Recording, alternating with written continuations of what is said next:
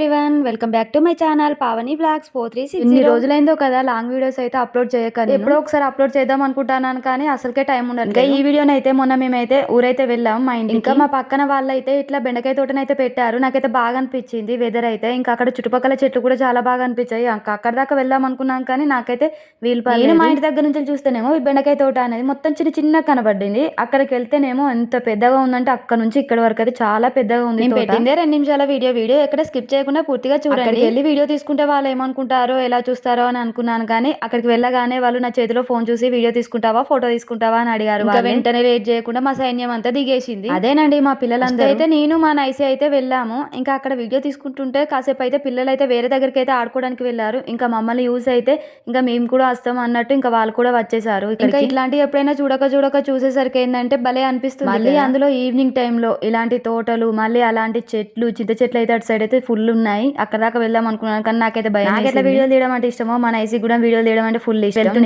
ఆమె వీడియో అవతారం చూసి అయితే అస్సలు భయపడకండి. ఫస్ట్ కాసేపు అయితే చాలా సేపు అయితే ఆలోచించాను చెట్టు లోపలికి వెళ్ళడానికి. ఎందుకంటే ఇక్కడ ఒడ్డున చాలా చెట్లు ఉన్నాయి.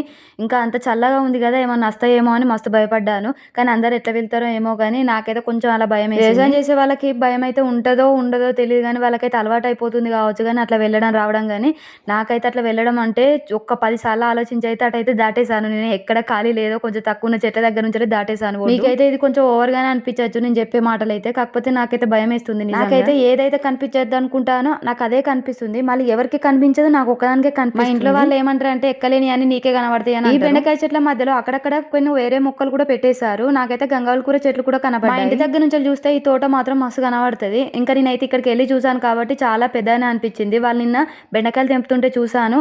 1-2 రౌండ్లకే వాళ్ళకైతే 1-2 బకెట్లు అయితే నిండిపోయాయి. కానీ బెండకాయల రేట్ అయితే చాలా తక్కువ. ఒక్కొక్కసారి లేట్ గా తెంపేసినా కూడా మొత్తం ముదిరిపోతాయి. కానీ వాళ్ళకి కూడా లాస్ అయిపోతుంది కదా ఎటైనా ఊరికి వెళ్ళినా ఎక్కడికి వెళ్ళినా. నాకు వీటి గురించి అయితే అంత ఐడియా ఏం లేదు కానీ నాకు తెలిసింది అయితే చెప్పేసి నేను చెప్పినా కదా మా కోతులు కూడా వస్తాయి అని. ఇంకా అక్కడ కంచెలో ఆడుకునే వాళ్ళు నన్ను చూసి ఇక్కడికైతే వచ్చారు. ఇక్కడ ఏం చేస్తారో వీళ్ళు ఏం వింత ప్రయోగాలు చేస్తారు. మా పక్కన అయితే ఒక అక్క వాళ్ళ పాప ఉంది. చిన్న పాప యూకేజీ చదువుతుంది. ఆ పాపకి అయితే మా పిల్లలు అయితే ఫుల్ అంటే ఫుల్ ఇష్టం. ఎక్కడికి వెళ్ళినా కేసన్నా లడ్డన్న ఇట్లనే పిలుస్తుంది.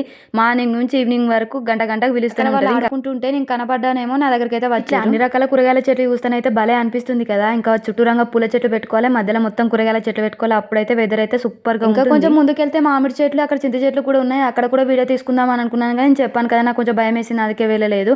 ఇంకెప్పుడైనా ఒకసారి ఇట్లా వీడియో అయితే అప్లోడ్ చేయడానికి అయితే ట్రై చేస్తాను. ఏం చెట్టు వేటిని కూడా కోతలు కావాలి కాసుడే ఎక్కువ. వీడియో ఇక్కడ వరకు చూసారు కదా. వెళ్తూ ఒక చిన్న లైక్ ఇచ్చి సబ్స్క్రైబ్ చేసుకోవచ్చు కదా. నెక్స్ట్ ఇంకో వీడియోతో మీ ముందుకు వస్తాను.